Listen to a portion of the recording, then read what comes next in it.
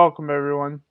Today I'm going to be talking about Young Justice. Young Justice is a 2010 um, superhero cartoon featuring DC characters such as like Robin, Kid Flash, all that. It was primarily on Cartoon Network 2010s. That's when that's when Clone Wars was still going on. Um, I remember watching this as a kid. Um, I absolutely loved it as a kid. I enjoyed the shit out of it. It's really good. Um, and I didn't even know like what something good was back then. I fucking liked Cat in the Hat and the Lorax. So I didn't know what good was, but this I also liked the Flash back then. This I did watch this like when it was on Netflix and stuff, um but like I didn't even know what like good back then was, but this stood out to me as like something really cool and really good. There was only 2 seasons. They canceled it after um the second season. It, there's this interview with Silent Bob. I don't know his actual name. It's like Kevin something. Um, with one of the executives or over there, and they were saying that the show got canceled because little girls liked it over like it wasn't bringing in the primary audience, which is bullshit to me. Even Silent Bob called out that was bullshit. But digression aside, I rewatched first 2 seasons. I'm in the middle of season 3, which is the newest, quote unquote, newest season on HBO Max. They're on HBO Max now. Season 4 is going on. I might watch season 4 while going on, but I don't know. But I'm here to talk about season 1, and then I'll do season 2 as another um like video. So season one is really good. It this is a very mature show. Um, but it's still obviously for kids. It's it can be enjoyed by teenagers, kids, young adults. I don't know if you're like a big nerd as an adult, you might like it. It has like that genuine like comic book cheesiness. Like there's like cheesy lines, over the top action, but it's still real. It still feels grounded. You still like these characters like feel real, and they and it's good. It's really fucking good. Um, the story, um, I'll break this up into like little parts.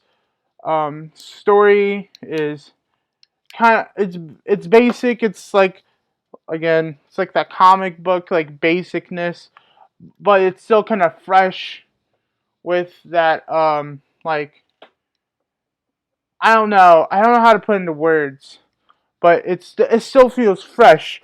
You start off with okay in season 1 you start off with like the first like 4 episodes. You start off with like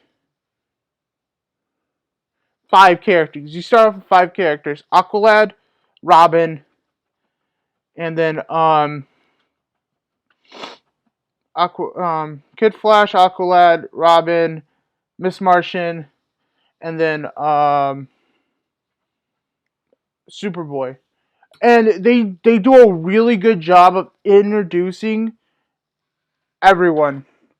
They they'll have 2 episodes, like it's the beginning episode, like the plot, the pilot, and then you see like Superboy, and then you see like Aqualad, Kid Flash. Those four, there are four main people doing their own thing, and then you're kind of introduced to Miss Martian, and then there's 2 episodes introducing her, showing you how she works, her arc throughout the series, along with Superboy's and like the other people. And then you're introduced to Artemis, which um, and then there's a big stretch where it's just them building bonds as a team, where it's just them working together, trying to like actually make a team because this team is very new. The only people that trust each other are the three that like knew each other beforehand, which was the Aqualad, Kid Flash, and Robin. And yeah, and the arcs are really good throughout the season. Um,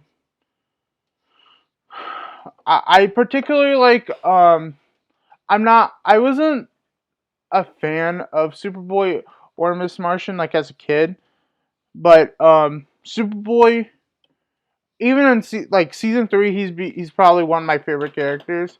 But season 1, he's just okay still. Like he's very, but he's not a stereotypical caricature of that like clone that's always fucking angry. He has like different sides to him.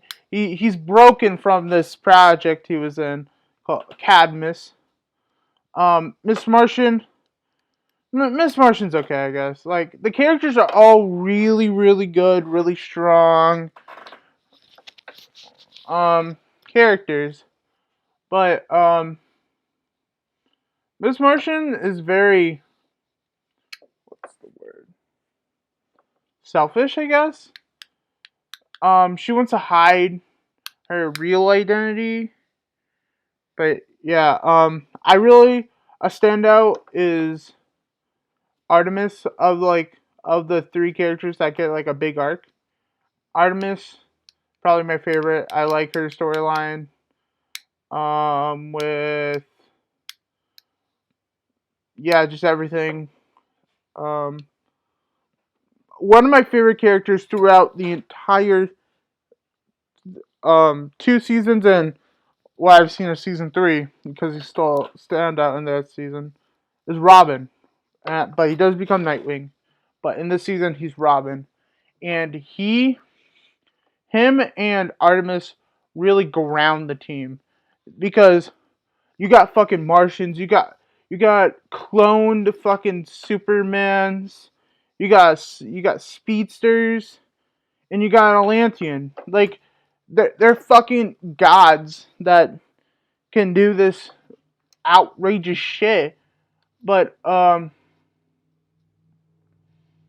but Robin and Artemis really ground the team and make them like they're fucking they're just normal people too. And Robin is such a standout in season 2 and season 3. Um, he's I think he's like the main character overall. He's very much the main character, and this team also like everyone agrees Robin should be the leader of this team, but he's too young. They put I have this. They put age over they like maturity over like experience, because Aqualad becomes the team leader because he's more mature. I'm not because um even though Robin's more experienced, Aqualad is way more mature and way more of a team player, because in the early parts of the season, you see Robin doing some really selfish shit. And yeah. I love the voice actor for Robin too. He does a really good job. The voice actors all do a really good job. Um, there's a lot of romance in this show. A lot of it. There's a lot of fucking kissing. This is kind of horny for a kids show, I guess. There's a lot of fucking kissing, but back down to like the size. By the end, the Young Justice, like the Young Justice League, or they call it the team. It's fucking massive. They get like 4 new members. Rocket, Zatanna. Honestly, Zatanna is gonna be one of my biggest gripes going in because I remembered she was in the season, but like I want to see more of her because Zatanna is really one of my favorite characters and she's hot as fuck. Um, but yeah, I like Zatanna. She's but she also brings a lot of heart to the show. But she's actually in the season more than I thought she was. I know she was in season 2. She's not that much in season 2.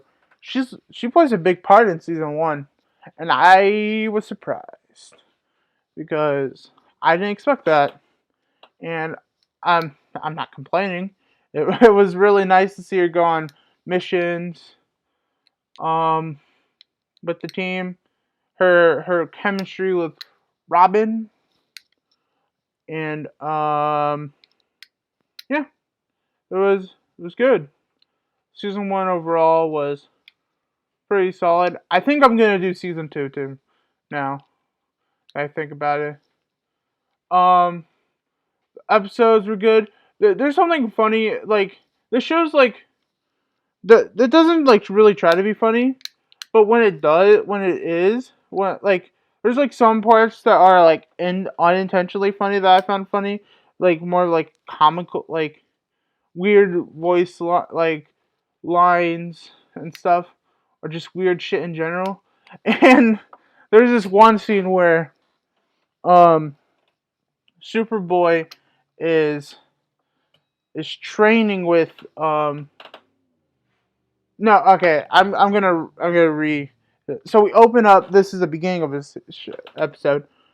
It's Red Tornado and Batman. I think they're standing there, and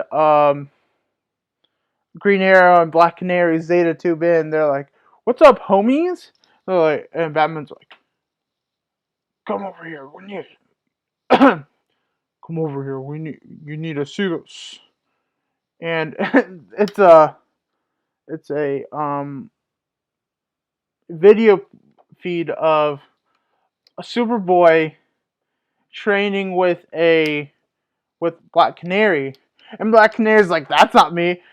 No, like before, like when I saw that, I thought that was fucking hilarious because the audience knows who that is. Actually, the audience knows who that is. It's fucking McGann or Miss Martian, and I was like fucking dying laughing, and then Green Arrow, and then Green Arrow finds out the funniest shit ever, and I was like, I was pretty proud about that, finding that funny. Um, yeah, and the show really is really good about like keeping secrets or like showing something and keeping it secret from the characters or like hinting at something. Like I'm that's more of a praise for season 2 because I'll get into that here in a minute, but yeah, season 1 is pretty good overall. Very good start to the show, and yeah. Okay, so season 2, season 2's um picks up like right after. Well, it shows like what happened at the end of season 1, and then it cuts to like a sewer, and you don't know what the fuck's going on. You see Superboy, he looks the same, but But the show. This is where praise comes for the show. It, there's time jumps within each season, and well, I don't know if there's a time jump during season 4. Because again, I'm not on there. But yeah, there's a time jump, and it show it. There's obvious like dynamics that have changed throughout the seasons, and they don't answer them all, and they just like let you guess and let the story unravel. Again, not all of it like is told out to you. It's more hinted at, like with like in season 1. You see Gar, which is um Beast Boy, I guess, in the season 2, and you don't know how he became Beast Boy, and you know it's the same character only because he refers to Megan as his sister, and in this season Megan has a new lover, Lagoon Boy, which has probably one of my funniest moments in the show. There's one of the more serious episodes. He's in the water, and they all link up telepathically with Miss Martian's ability to link up telepathically, and they're talking, and he wants to do something or some shit, and you know like it's like a thing on the phone where you go hello, and you like try to fake stack. I can't hear you.